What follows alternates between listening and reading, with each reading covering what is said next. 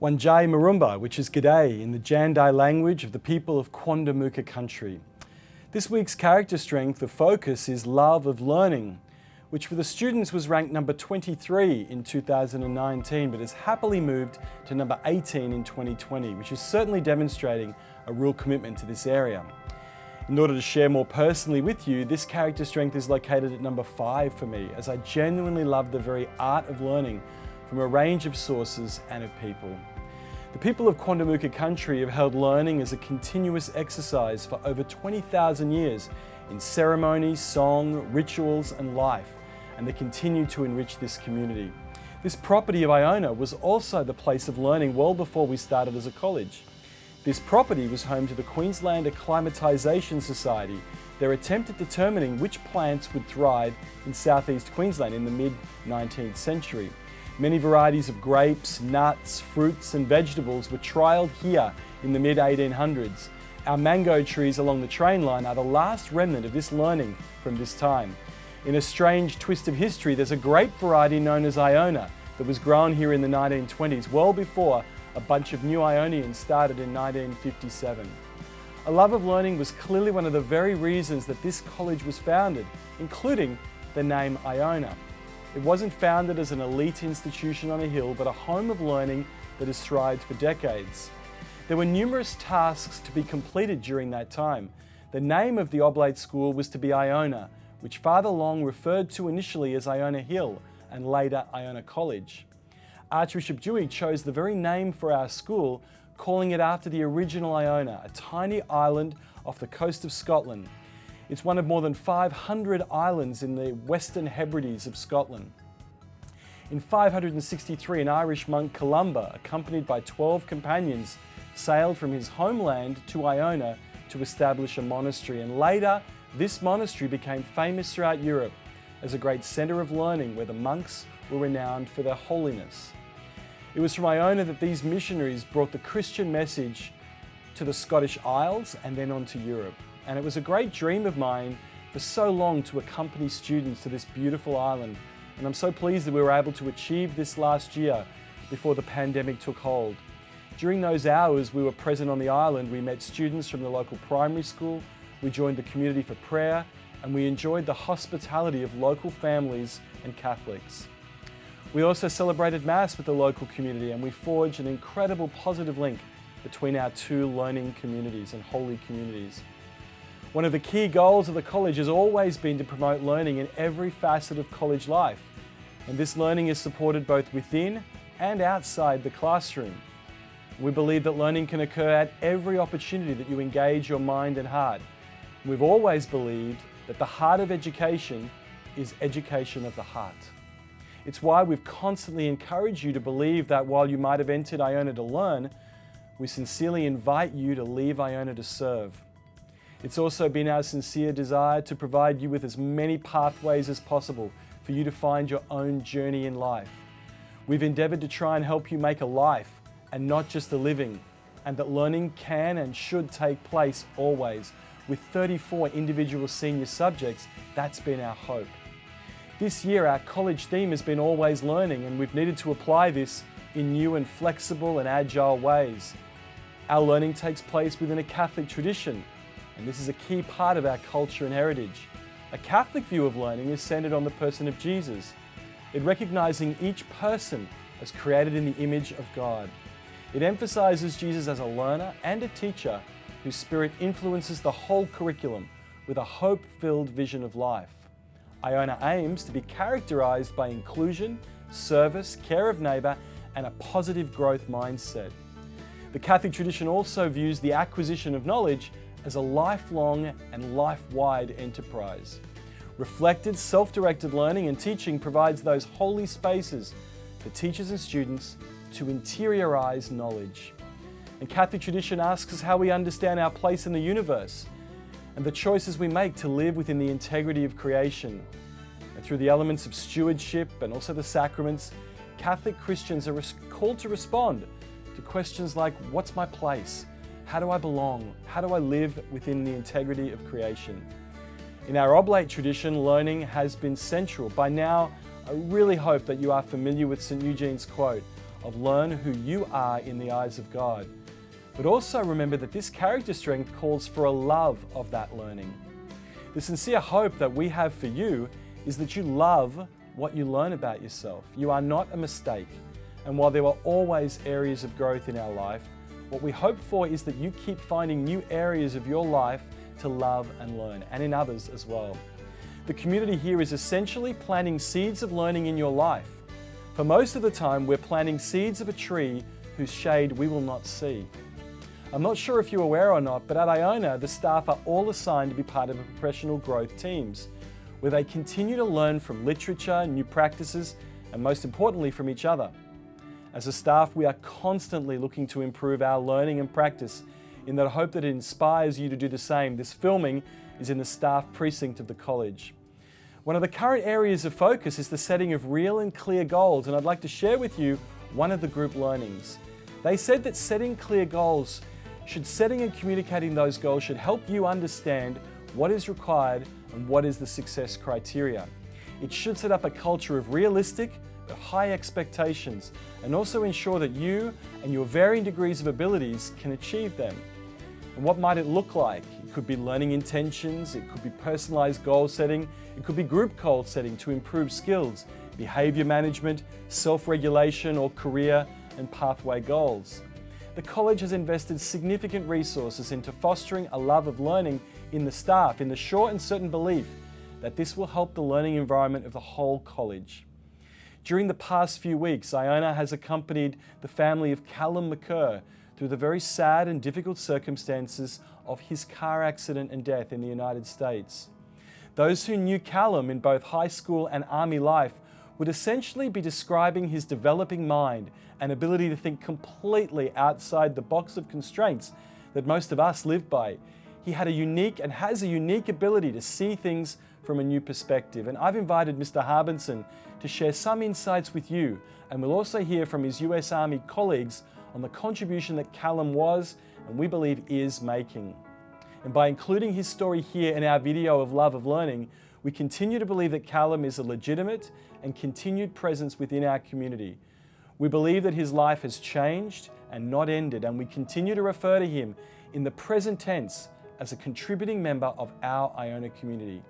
I now hand over to Mr. Harbinson to share Callum that he knows to you. My recollection of Callum comes from when he was in year 10, and he stood out as a student who looked at things from a different angle. He was one of those boys for whom the syllabus that is required of us as middle school teachers, elements of it really suited his strengths. And he had a very quirky mind. He had an amazing ability to look at things from angles that were quite unique and not constrained to general ways of going about problem solving. But when he found the joy of problem solving, and when he was able to apply that, and when he was let loose on what I would call wicked problems, gnarly problems, things that were not baseline problems that most people would be comfortable dealing with, is when he came alive. And so for me, I've often said this to the boys lately, is that, and Callum would be a great example of this, is don't be the boy who's happy to wait for the answers to come. People who've got a love of learning seek out opportunities to find that space where it is uncomfortable. But also it's a chance for them to find out where their strengths are. And that's what Callum did. And it's been lovely to hear actually what he was able to do, particularly into the United States Army. So in that aspect, Callum was an amazing example of a person who had a love of learning and applied also other character strengths to get him to a position in life where he could fully explore those. And now we hear the reflections of Callum's funeral from his US Army colleagues. Ladies and gentlemen, the Regiment Intelligence Officer of 160th Special Operations Aviation Regiment Airborne, Major Jeffrey P. Kelly. Good morning. It is my honor today to pay tribute to Specialist Callum McCurr. To Callum's father Brian, mother Lisa, sister Rose, and brother Patrick, who couldn't physically be here with us today, I offer my deepest condolences. Callum died far too soon. He was one of the best soldiers, Night Stalkers, and people I ever had the privilege to serve with. Distinguished guests, and all of us joining us virtually from around the world, thank you for being with us here today as we honor Callum, share fond memories of our colleague, and say goodbye to a friend. I have two distinct memories of Callum I'd like to share today. The first is from the very first time I met him, and it speaks to the type of person he was. It was during last year's annual Turkey Bowl. If you're not familiar with the Turkey Bowl, it is a time-honored tradition where soldiers from across the regiment gather, face off, and take a day to enjoy playing American football poorly. Now, there are two things that made Callum instantly distinguishable amongst the crowd. The first was his genuine smile. I cannot recall an interaction with Callum where he wasn't sporting an ear-to-ear grin. But that was Callum. He brightened up every room he walked into, and as a fellow intelligence soldier who will never work anywhere with a window, I can tell you that that is a trait shared by few. The second was Callum's ever-popular Australian accent, a rarity amongst the United States Army, and especially among intelligence soldiers. The Turkey Bowl is played the week before Thanksgiving. If you've ever lived in Tennessee, you know that the weather can be sunny, beautiful, and 70 degrees, or it can be snowing. Well, the weather that particular day was especially miserable. It had been raining for several days prior, and the fields were saturated. It was just above freezing, and the wind was blowing to remind you that you were constantly wet. Yet despite this, there was Callum, standing shoulder to shoulder with his fellow soldiers, knee-deep in mud, soaking wet and shivering, but still smiling. The conditions that day made many lesser men and women complain and turn to self-pity, but not Callum. Between games, he continued to make jokes and to bring laughter where it was desperately needed, but that was Callum. Between one set of games, as the rest of the team sought shelter from the cold by huddling closely together inside a concession stand, and what can best be described as a tight penguin formation, Callum volunteered to remain outside, exposed to the elements, just so he could grill hamburgers for the rest of the team. But that was Callum. Success in that Turkey Bowl was both a blessing and a curse. As we continued to win games and advance further, that meant the longer we stood outside, getting colder, stiffer, and generally more miserable. We nearly played from sunrise to sunset that day, yet I never saw Callum's demeanor falter or smile waver, even for a moment. I knew that day what an incredible soldier Callum was, and how fortunate the intelligence section of the regiment and the nation was to have him on our team. The second memory I want to share is that of how Callum, a 19-year-old from Hamilton, Australia, became a signals intelligence analyst in the United States Army's Special Operations Aviation Regiment. His is a story of determination, selfless service, and an unrelenting desire to make the world a better place. And it speaks to who he was as a soldier.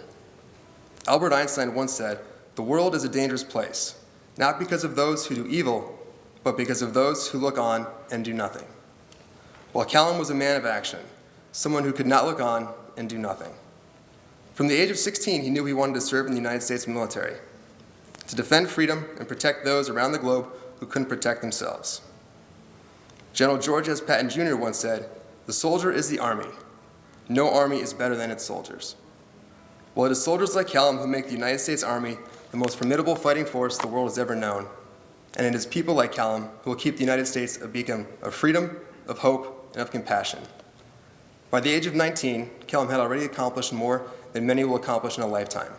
He had left the country of his birth, traveled alone halfway around the world, and joined an army at war so he could fight for what he believed in and do what he could to make a difference in the world.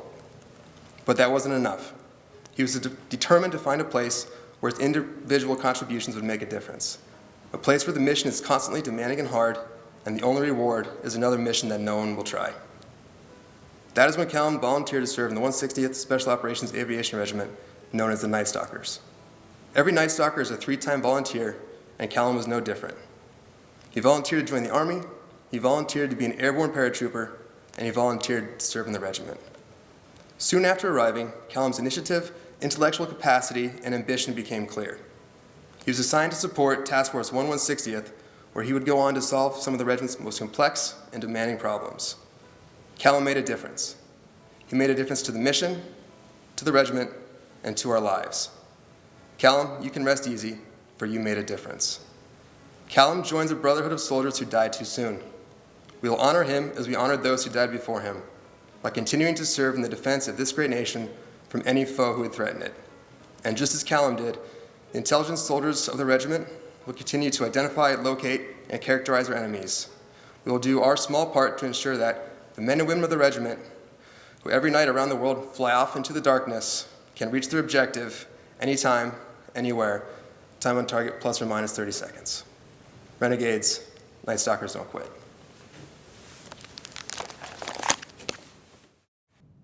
And here is some of the shade made by that tree of the seeds planted earlier in Callum's life. And I hope that you find it inspiring, daunting, challenging, and hopeful that within any circumstance is a wonderful learner who sees things in a unique way. It's absolutely okay to learn in different ways, as Callum is able to demonstrate in his life. And we thank Callum's family, Lisa, Brian, Rose, and Patrick, for sharing him with our community and entrusting some of his learning and care to this Iona. Callum continues to remain an Ionian for life, now in eternal life. In the second video, I'm going to share with you some of the benefits of learning in an attempt to try and help you grow within your love for it. A tough task, but this is such a wonderful tool to carry on from Iona. And even though I won't get to see all of the fruits and the shade from the seeds of the tree that we plant, I'm very grateful that learning that I've gained here as a young student from Hammond still lives with me. Learning has been key to me discovering who I am and discovering others, and to learning that there's so much more to go. I sincerely hope that this video has helped you grow, even just a little bit, in your love of learning. Take care, God bless, kia kaha. Keep learning. Thank you.